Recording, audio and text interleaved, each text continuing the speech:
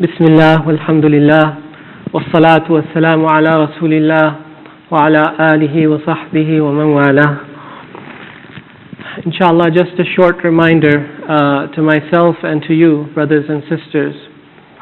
And the reminder is based off of a single hadith of Rasulullah sallallahu alaihi wasallam. But before I tell you the hadith, I want to ask you a question. And you don't have to answer to me, answer to yourself. If someone were to ask you to define a Muslim, what is a Muslim? What makes someone a Muslim? How would you define a Muslim?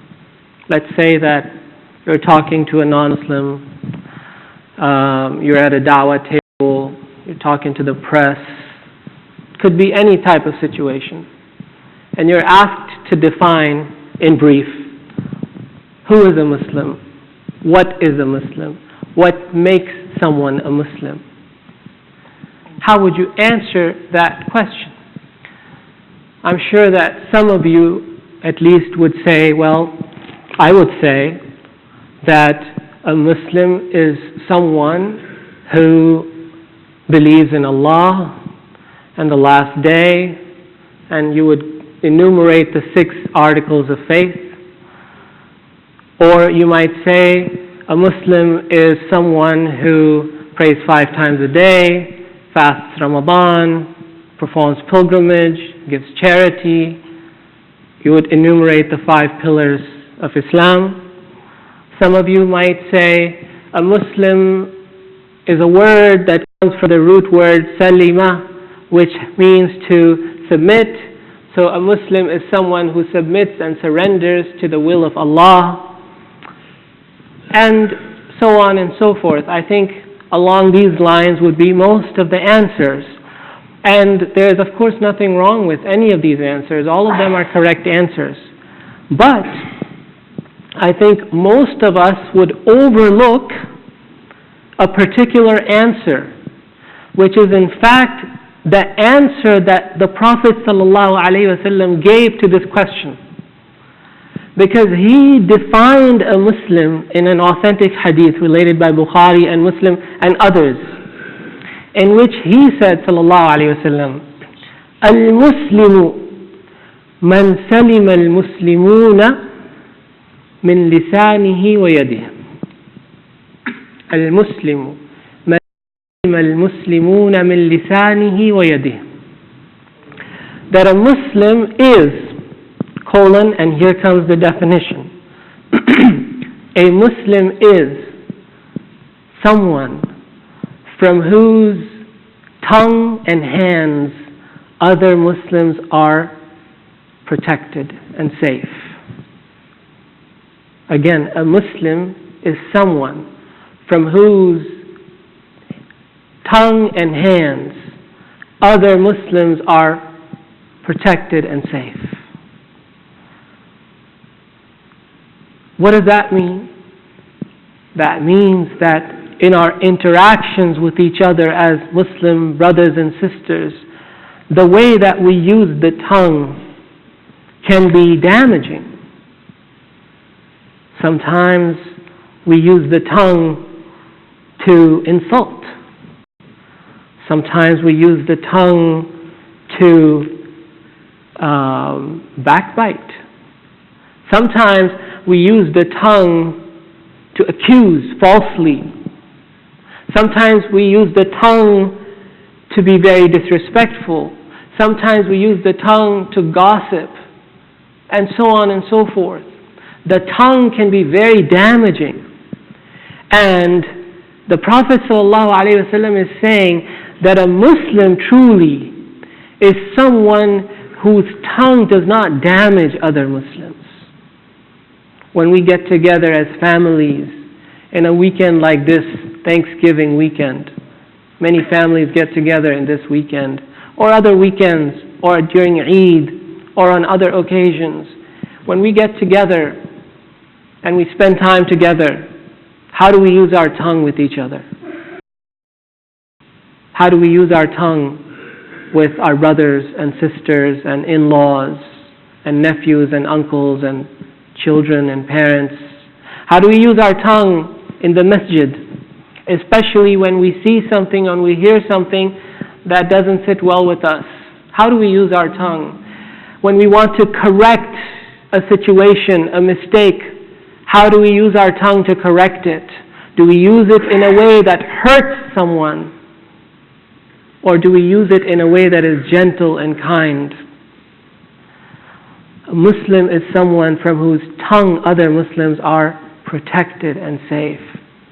And from their hands, how do we use our hands?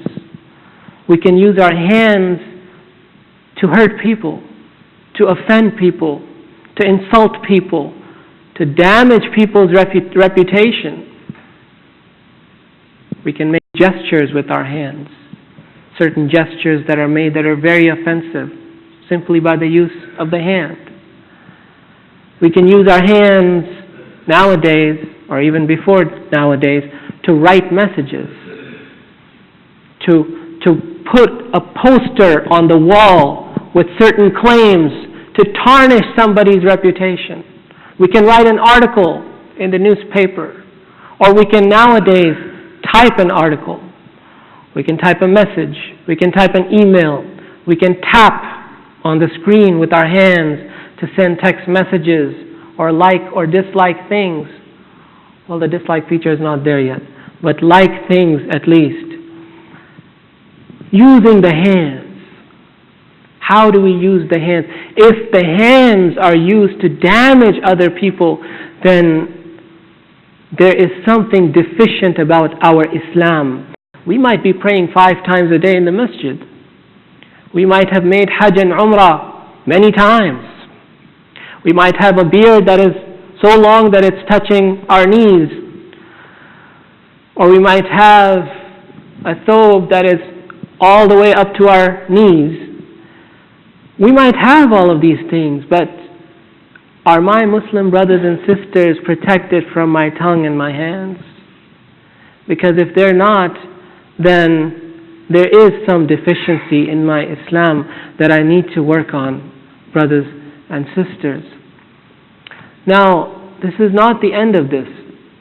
There is another riwayah of this hadith, which is also authentic, in At-Tirmidhi and others, in which the Prophet ﷺ said something slightly different, but that slight difference makes all the difference, especially in the times that we live in.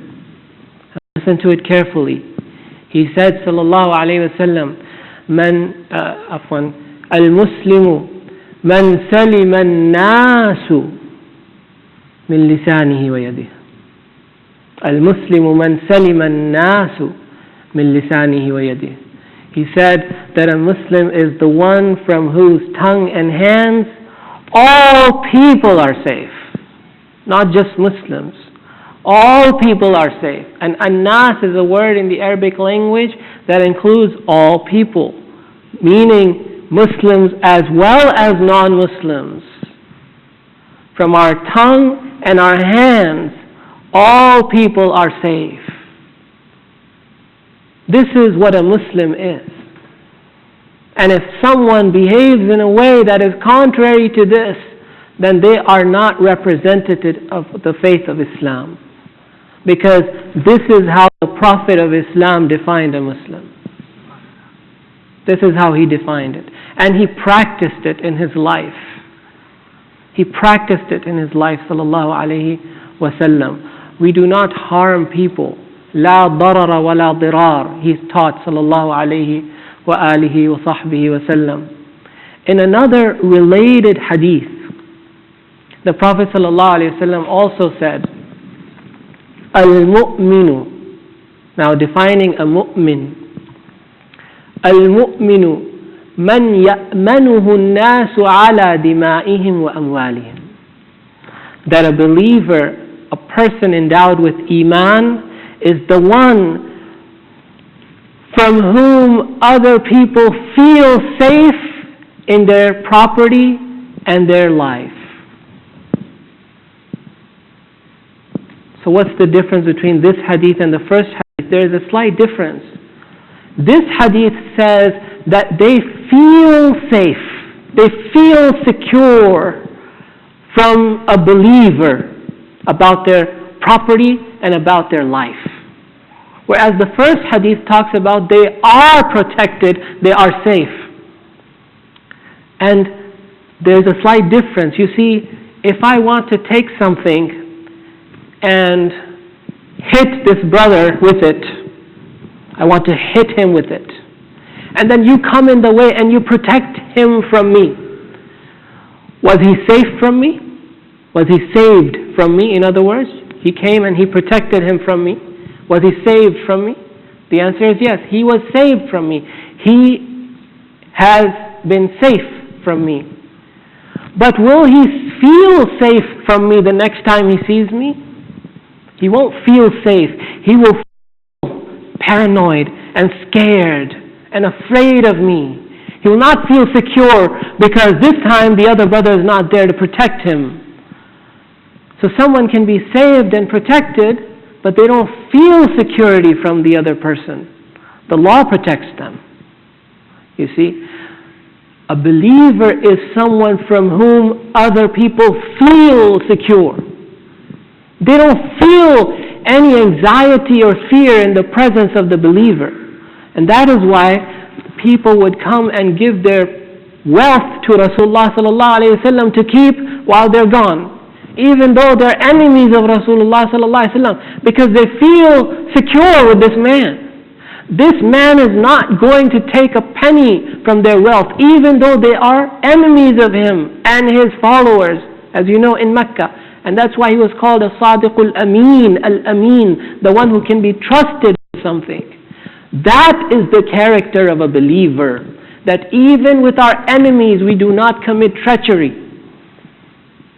We do not commit treachery. Even in war, Sayyiduna Abu Bakr as-Siddiq radiallahu ta'ala anhu commanded the commander-in-chief Usama ibn Zayd as he was leaving to lead the army against Rome. He told him many things. Among them he said, do not commit treachery. Against whom? Against the people that you're going to fight. So a believer is someone that other people feel secure in their wealth and in their life. I ask you, an answer to yourself. When you want to do business with someone, do you prefer doing it with a Muslim or a non-Muslim? Many of us would prefer doing business with a non-Muslim because we trust them more than we trust our Muslim brothers and sisters because of the bad experiences that we've had. We don't feel secure doing business with our Muslim brothers and sisters. That is not a mu'min. That is not someone whose iman is perfect. There is a deficiency in our iman if we cheat others in our business transactions, and if others don't feel secure from us and around us. And anybody who claims to be doing things in the name of Islam, but their behavior contradicts these things, then they are not true representatives of Islam, brothers and sisters. Spread this around. These are the definitions of Muslims and mu'mins.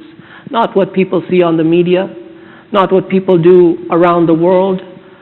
They don't define Islam. The Prophet ﷺ defines Islam. And those who truly follow his guidance in their lives, in their character, in their thoughts, and in their actions, they are the ones who define Islam. A Muslim is the one from whose tongue and hands all people are safe. And a mu'min is the one with whom all people feel secure and safe in their lives and in their properties. May Allah subhanahu wa ta'ala strengthen our Islam. And may Allah subhanahu wa ta'ala strengthen our Iman. May Allah subhanahu wa ta'ala forgive us for our sins. And may Allah subhanahu wa ta'ala make us true representatives of this beautiful faith of Islam to everyone around us. Ameen ya Rabbil Alameen. Wa salli Allahumma wa sallim wa barik